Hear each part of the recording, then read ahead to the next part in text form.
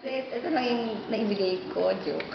Kasi, di ba, first impression. So, first impression ko talaga sa mga dumagat is, nakatira sila sa, para, malayo sa sibilisasyon. So, ayan, may mga trees, may mga bundok, ganyan, may araw pa nga. Ayun.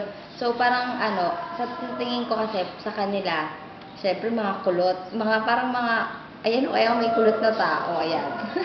Mga kulot. Kasi, para tapos mga nakahubad sila. O stick lang talaga, no?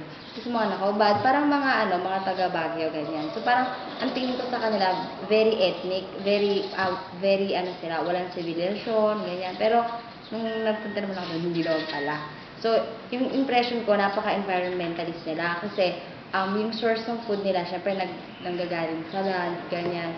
So parang wala naman silang napagkukunan ng mga ng mga canned goods na ganyan. So parang out of kung ano yung nakikita nila, yun lang din yung pinagkakabuhayan nila.